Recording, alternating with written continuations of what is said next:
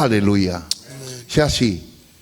Na kai ke whatatari a saula ka ne whai pelanga. Taimi lahi, o hoko mai ngai mea ki he mo'ui koe ki tau whatatari. Many things happen in our circumstances that we're not able to wait. Pea tau whai e laka, pea whai e whiri. And that we make choices and decisions. Ka koe ko whina ngalo ia o toa ke tau But yet tatari. it is not a part of the plan of God. O ngai mea manofo family pa mo hoa, hoko ngai mea lahi. There are many things that me and my wife and my family, we face together. Ka wako ia hoe polofolo ni ki tatari. But it teaches through this scripture for us to wait Lahe upon ngai the mea Lord. ena tonu ke tu pea whai e whakaukaumba magwou. There are many things that I could have done or made a choice or a quick decision. O si ange ko pe whawhitai e tako mo oni pe tatari ka koe laka ni na e sai. After that, I realized that my choice to wait upon the Lord was the right decision. Ko mea lai hoko ke saura ko tau whanongo toa pe tamai na hai e puri anga mea ko i kai ke whanongo pe tatari ki a Sihova. That's what happened to Saul as he ripped the garment off Samuel, and Samuel says, so has it been, Israel has been torn off from you. Whawhitai ke eki. O kua ko i ki tau tolu he ulunganga ko ia o Israeli. We are taught the character of Israel from this story. He toi ka Exodus i puka wahai ko ia hono tolua. In Exodus Tomi osi. chapter 32, Whaatatari, amen? it is important for us to wait. Ko sio toke mata ko ke te mata i tatari mo tolu ia. Kata ota tolo tari ke hapaka ape hawe tu e. O sia te hoa ta, hua tolu whata i tau ki tatari pe tau tolu ia. Hallelujah. Ka ko ki la tolu whatatari e whakafo au honau malohi. But those who wait upon the Lord, their strength shall be renewed. Tēnā puna hake kapakau hange ko i kare. That they will rise like eagles. Tēnā lere kai ki nau waiwai. They will run and not grow weary. Tēnā ewa kai ki nau pongi They ia. will walk and not faint. E tohi ko ia Exodus In the book of Exodus, tolua. chapter 32, O kuha e mea koni nai hoko ke kakai koni. shows what happened to the people as they journeyed along. Ta ue whangia ue nau nofo pōpura. 400 years they were in slavery. Kai ki nau tau wataina ki he nau mohe, mo nau mo nau kai, mo nau mea kunau whiema. Everything they did was monitored very closely. Pōpura e mo i ispite. They were slaves into Egypt. O si e tau e whangia au. After this 400 years, Tala mai he pōpe taha. in one night, Na e laka atu e angela whakaauha. that the angel of destruction had come. Tala mai ko matapā ko tō pene e bari taata ana e whakalaka i angela koni. That this spirit passed whoever's doorpost was not painted with the blood of the lamb. Koe kakai ko nina nau sio mata pe nau sio tonu he mafi o Sihova. These people witnessed the glory of God. Tala mai nai tui honau supa nau laka fia ko tuange ki na tō mena fo pōpura. That the Israelites were now set free from captivity. Tala mai nau alo atu pepe ko ngata mai he ai hala. And that they, as they journeyed along to the end of the road, Mo unga e me hongo ta whaaki ko mua ko tahi. they said that two mountains faced them on either side and the Red Sea was Na in nau front. mamata ko tō peke whakaofo e otua. They all saw God's glory at that Tala mai moment. nai whakamomo e Sihova e tahi kulokula. He says that God made a way for them through the Red Sea. Pena nau alo ke kawai e taha. And they went to the other side. Tala mai he rotonga nau whulonga he aho na e pou ao. That as they were journeying along during the day, there was a cloud. Taimi la whakakau ki ai. O ko ngo e beka tau wai pe taimi pehe tau mo i whakaristane. Tau sio pehe mana pe tau sio pehe ngai mea whakapo whai e eki. I believe that as Christians, we see many things that show the glory of God to Po us. ori na ne omai e pou afi. And as they journeyed along at night, there was a fire that guided them. Na nau fie kai ana e whawhanga ki nau toro. As they were hungry, God gave them food. Tala mai he wholofola ko na wa o mai eni ke Fetu'u koni. And as they reached this certain place, Exodus ko vai ko no tolo a vesi ula ki pehe. Pe he mamata e ka kai ko tuai ai arifo a Moses se tuai. Ko e rea mau inga ni he wholofola tuai. Kilo te mila he fa tuai ngai me ala he tau no fo. O a be ke tau fa behebe mana fo ya bi tuai ko me kai. O ku tau whakawawai ta toki te kawe. many things that we are O not ku kai ki patient tau for. whatatari. There are many things that we are to wait for, Kata but we whakanate cannot mau behe wait. whakanate. There are things that we can't wait for. O e be ke tau whanonga aki he hala pureanga. Koe ka kai a koe ka tahe te whatatari. Even if we are to drive along roads, we have no patience while driving. Pati tau atu ki shopping i. O koe ki tau whatatari toki whai mo ai tau whakatau. We can't, when we go and do our grocery shopping, we can't wait to hurry up and Ko me finish. na hako ke kakai Israel. Tamai le tuai me ko mo se ko ki na whatatari na tolo. Same thing happened to the Israelites here. It says in verse 1 that when people saw that Whanau Moses ke was nau taking rea. so long, Tu hake o ngahi o tua makitau tolo. Si they gathered around Aaron and the Israelites told him, let us make our own gods. ko nau kolosi he toa fa.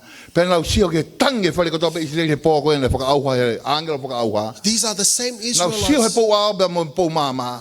the same Israelites that saw all the things Tikai that ke God had kaka done mo for se se them. ke mo unga. But they were so impatient for waiting for Moses to come down. Tai na toka elone. Si ko tuai mai si ana ia. They told Aaron, Moses is taking too long. Ko ilo ko kakai whatatari na tolo. E kau unstoppable. I believe that Unstoppable Church, we are people who are to wait upon the Lord. Whakawheta ke iki. Amen.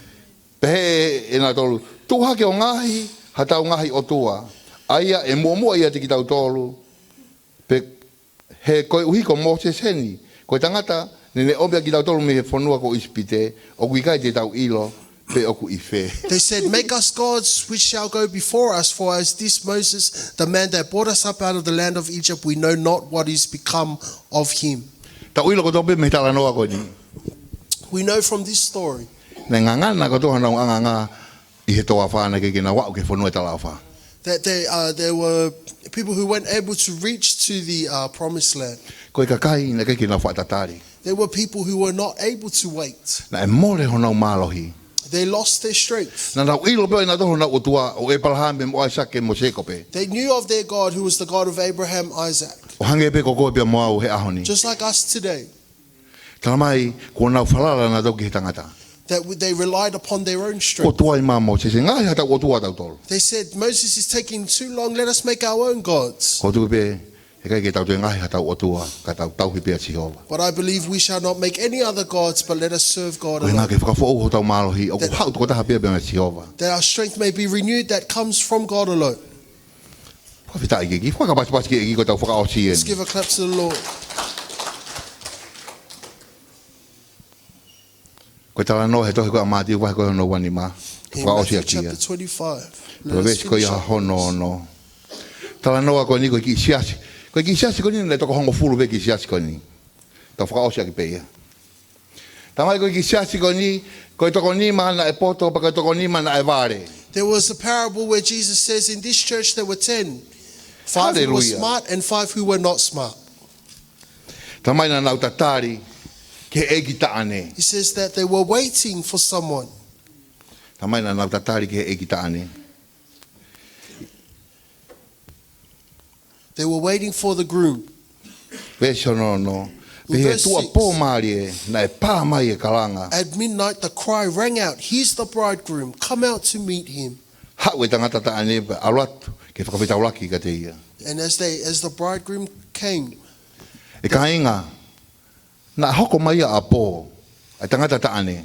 if the bridegroom was to come in the night, Mana tui ke whakawhonu ho mālohi. remember to renew your strength. Tala mai, nai toi oho takai holo ai ki ka inga koe ni na kei ki nau tokanga ke whakawhoho nau mālohi. The foolish ones said, whose lamps were not filled with oil yet, Koe they were ki taken. konga koe se aside. sina nau poto, tamai na nau tatari na toka Jehova he lotu mo e hufia. It says that those who were smart enough, they waited. Tala mai hoko mai e pā mai e ai kalanga koe ni. And once the bridegroom was announced, he was coming all of a sudden.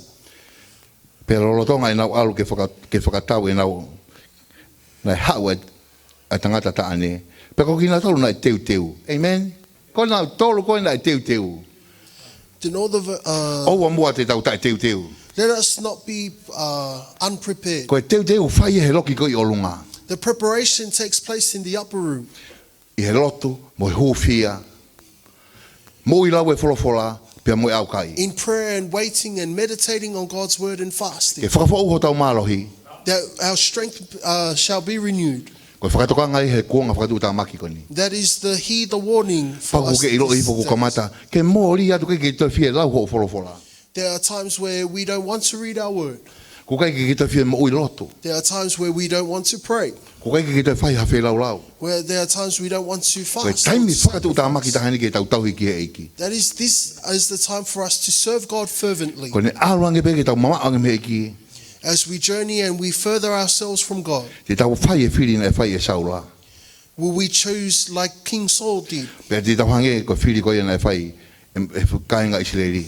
Will we make choices like the people of Israel? Na kei ke na wawai ki he whanua e talau. They weren't able to reach to the promised land. Ka koe toko ono, ka koe toko nima ko ni na nau mateu teu. But these 5 who were already ready, Pe hiri e nau hau na e whoki. E kau tau po o alatu pe pehe he eiki. Kana e rea ia o pehe. O kou tala mōni atu ka tiki mautolo. O kui kai te ilo a ki mautolo. he says, Sir, they said, open the door for us. But he replied, I tell you the truth, I do not know you. Ko roi, ko e rea whaingata ani ke te whanongo ki ai te hao maulotu maupe. That is a very hard thing for us to hear. Te kau kotoa pehe polo kalama kotoa pehe uwhai asi asi. That we would be apart and commit ourselves to church. Pe aongo mai hareo. And then our voice is to say to us, Mea whamamahia e kāinga. to reject us. Ko kore peka sione, ke ne hiwa pe hiwa ka tangotu anga. Ko kina tolu whaatatari, e whakafo o nau malohi. Ko kore peke ta whakaosia ki pe ia.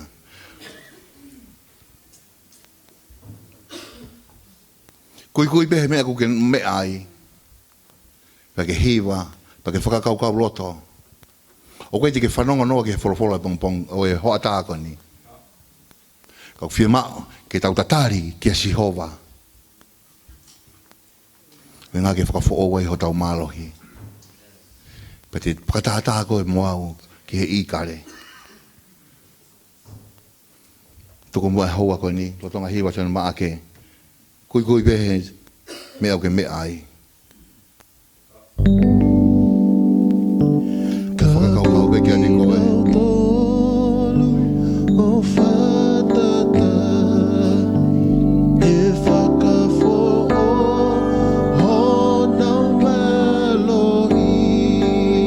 Koe aho le rei e. Ke whakafo o wai. O tau mālohi. Ke tau puna hange ko i kare. Tau lere. Ke tau wai wai. E wahi ke tau pongi. Koe tau lotu ia. A ko ia weki.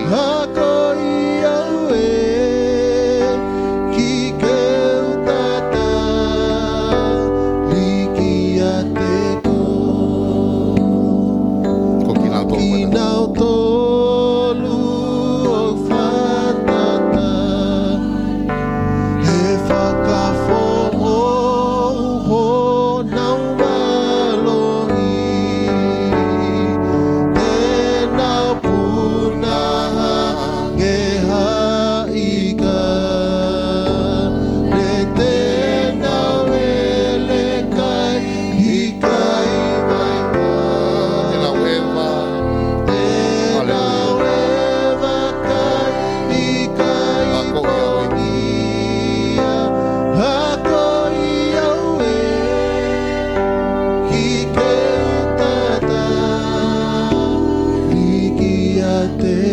Kokorebe, kui pe toko taha kotoa pero toa peho mo kui. O te whakaafi ko ni. A pākua ha taha whia whakafo o hono mālohi he whiafi ko ni. O ku taha pe, o ku hau pe mālohi pe mea Sihova. Pe o ku tae totongi ia. Pe ko ne palo me si tuu ia tae ngata. A pākua ke whia mau. Ke whakafo o hono mālohi. Kata ki po hiki hake poho ni maha e potu kou ke iai. Malo atu ke kaunanga koe, tamai o eiki koe, whakawhetai koe tamai koe kau kaunanga koe ni, o hiki hake honau ni ma, o unau whia mao ke whakawhou honau mālohi. O kore pe hiwa sene maaki pa mumea ki o lunga. Mumea ki o lunga. O kore pe ka nga tolu hiki honau ni ma, mo unu mai ki moani.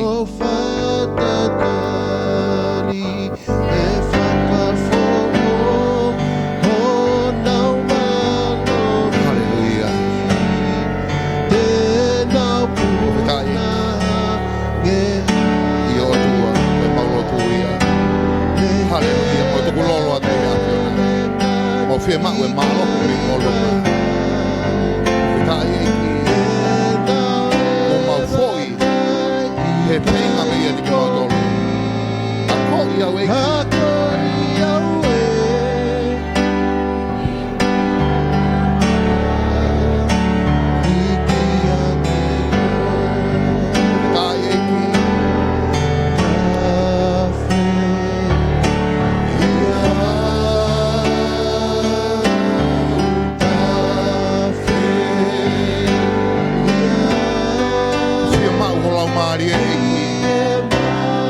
Hallelujah, te whakawhonu ki mako. Tuke tawhi ia. Hallelujah. Atua, o me tai te mau whakamalo atu. O ki mau tō wani mau whia mako e malo he a. O me tai.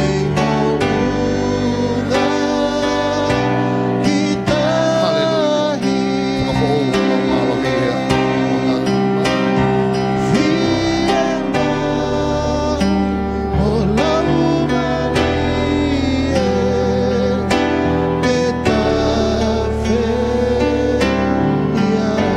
Wait upon the Lord.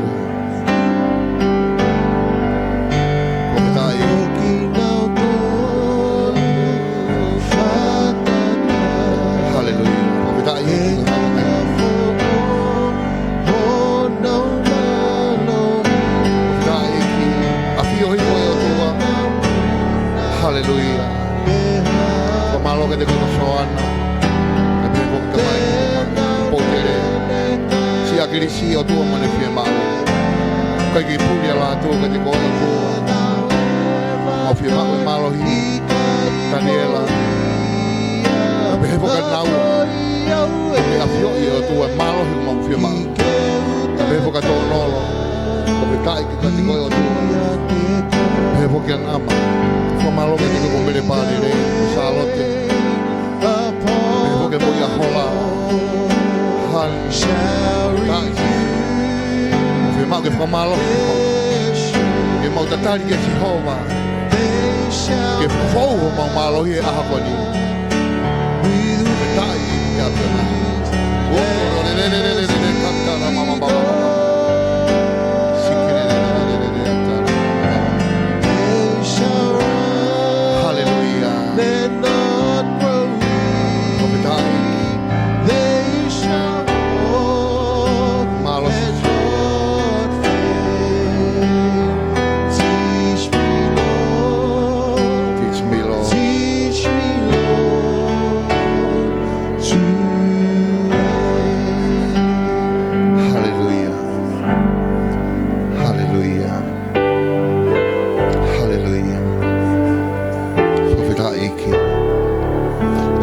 Famalo la que afiona.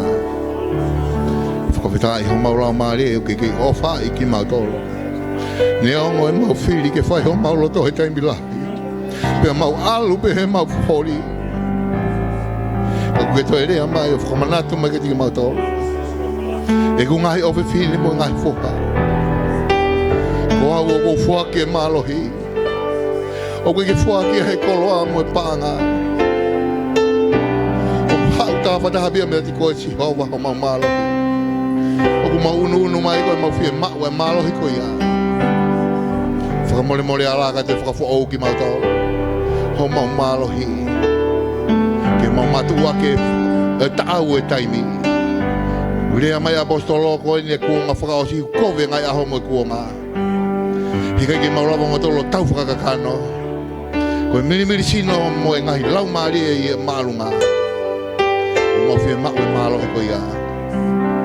Tapa ki na ho kakai pe mo sia si ho wa ko ni. Tu mo to ke ma hu he mata ba ki tu wa malo hi. Ke ma tala no be he kuna. Ma wete be mo ngutu mo i ho mo o tua. Ko ko we ho ma tau hi. Fo malo tapa ki na lo to fare mo. Family ko to be kuna unu mai ke. He ho wa ko ni. Fo fita ba mo fo malo ko nga ko mo ia fe fikau.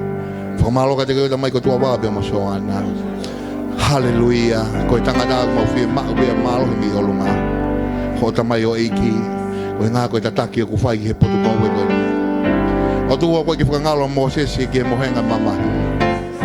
O ku maui ki ho hua wha. He koe o tua koe o nalawa. Ngā ue ko he kauta ki tā mo i kau nesi ko hae whai to. E whai ki ho se vaniti. Ku mau kore ha taimi. Ki whakawawea hane ata. Pake e o e ngi a Malanga kakai. Amen. Amen. Whakapasi ki e ki kore ke mumea e waki lalo. Hallelujah. Malo pilo mu whaatatari. Owa ke tāpu kina ke motoro he eiki. E haua koe ni. Malo.